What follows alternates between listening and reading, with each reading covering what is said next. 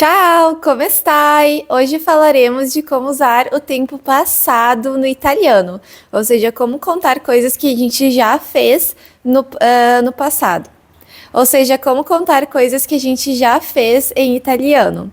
Bom, a gente tem um tempo verbal chamado passato prossimo, que é temido por muita gente porque parece um pouquinho difícil, já que ele tem dois verbos formando esse tempo verbal, mas é bem tranquilo. Então vamos por partes. Primeira coisa que tu tem que saber é que esse tempo verbal é formado por duas palavras. Um verbo auxiliar mais um particípio passado. O que isso significa? Então, o nosso auxiliar, ele é um verbo que você já conhece, um verbo no presente, o verbo essere ou o verbo avere. Acontece que a gente vai ter que escolher entre um dos dois. A maioria dos verbos vai com avere, mas eu vou fazer um vídeo específico explicando quando que a gente tem que usar o verbo essere, para você saber direitinho e entender melhor como funciona, certo? Bom, e falando do particípio, o particípio é aquela partezinha que vem depois do verbo, que geralmente termina em ato, uto. Por exemplo, quando eu quero falar eu comi, eu vou dizer ho mangiato. Ieri ho mangiato una pizza. Então vejam só, esse mangiato é o particípio passado do verbo mangiare. O problema é que nem todos os verbos são iguais, então a gente vai ter que aprender a regra e também algumas exceções. Bom, temos que pensar que os verbos que terminam em are, eles vão sempre terminar em ato, quando é o particípio passado.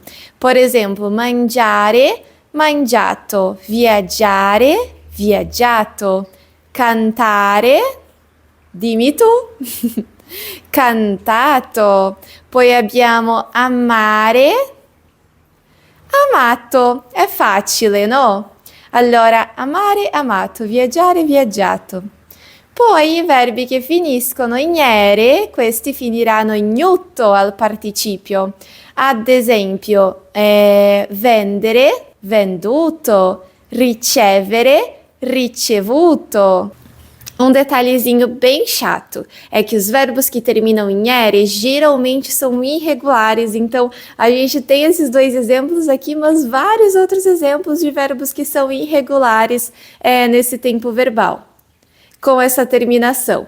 Por exemplo, mettere, messo, scegliere, scelto, vivere, vissuto. Ai, gente, eu sei, chega a dar calafrios, né? Mas tem alguns que são um pouquinho mais fáceis, mais intuitivos. Por exemplo, vedere, visto, scrivere, scritto, leggere, letto. Tá, esse último não é tão fácil assim. Mas eu acho que assim, aos pouquinhos a gente vai decorando, porque automaticamente, escutando tantas vezes nos podcasts que vocês escutam, nas músicas, vocês vão acabar se acostumando, certo? Tem essa música aqui que é muito famosa em italiano, Cosa hai messo nel caffè, que eu gosto dela porque ela tem vários verbos no particípio passado, mas não é só por isso que eu gosto dela, ela é uma ótima música. Então, escutem, vou deixar o linkzinho aqui embaixo, que é uma ótima música para praticar o particípio passado desses verbos irregulares. Bom, e por último, ainda temos os verbos que terminam com ire. Esses aqui geralmente vão pegar ito no final. Finire, finito. Partire, partito. Pulire, pulito. Vocês só não podem esquecer que tem essa possibilidade de verbos irregulares dentro disso, né? Temos as regras, mas temos os irregulares depois. Então, tem que dar uma estudadinha nos irregulares. Bom, e aí vocês também têm que saber que não basta só colocar o particípio, tem que sempre colocar o auxiliar. Muita gente, depois que aprende a regra do particípio, começa a usar só o particípio do verbo. Isso tem outro significado em italiano.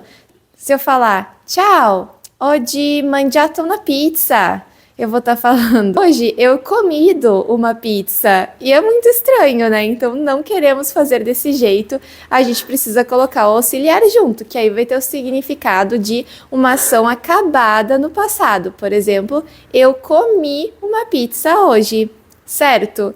Muda tudo, então coloquem o auxiliar sempre. E é importante que o auxiliar seja conjugado de acordo com o sujeito que pratica a ação. Se sou eu vou colocar io ho, no caso do verbo avere, ou io sono, verbo essere. Tu hai ou tu sei. Lui e lei ha, lui lei è.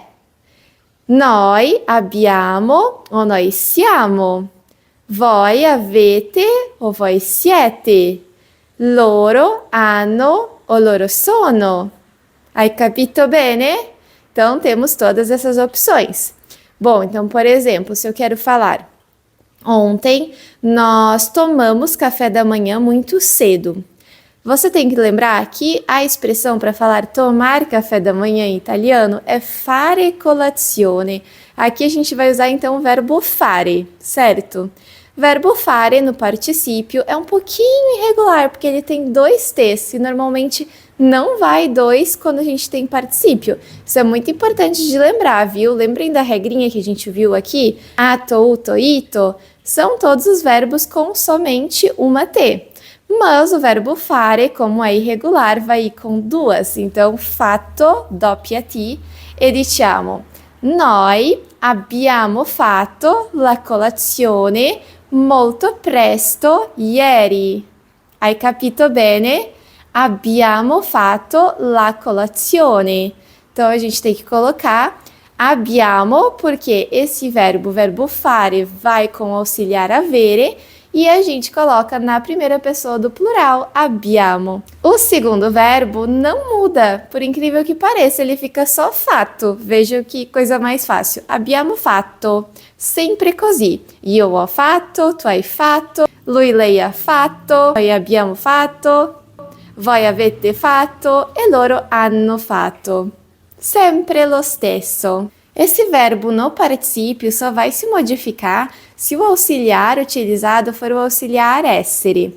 Nesse caso, a gente tem 4 variações. Por quê? Dependerá se a gente tem uma pessoa feminina ou masculina, ou ainda se está no plural ou no singular.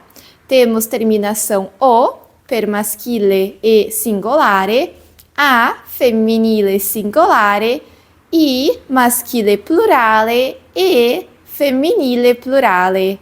Então, vai depender de quem é que está fazendo a ação. Se, por exemplo, eu for usar o verbo andare, esse aí vai sempre com o essere, tá? Já gravem isso.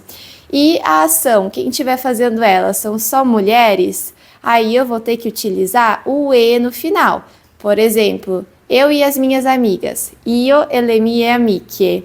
Ieri siamo andate al cinema.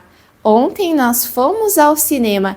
Vamos ter que pensar em tudo isso. No auxiliar, que vai ficar siamo, porque é a primeira pessoa do plural. E aqui a gente usa o verbo essere. E depois o particípio fazendo o andate, porque a gente tem que fazer a modificação de acordo com o feminino plural.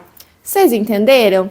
A boa notícia é que a maioria dos verbos vai com o avere e aí a gente não precisa fazer essa concordância. Independente de serem mulheres ou homens, vai terminar sempre em o verbo no particípio, certo? Assim fica mais fácil. Mas agora vocês precisam praticar também a questão do auxiliar, né? Entender quando que a gente usa o essere e quando que usa o avere. Então eu já vou deixar linkado aqui embaixo o vídeo que eu vou ensinar para vocês a diferença entre o essere e o avere, e aí vocês vão poder praticar melhor. E me deixem todas as dúvidas nos comentários. Tchau!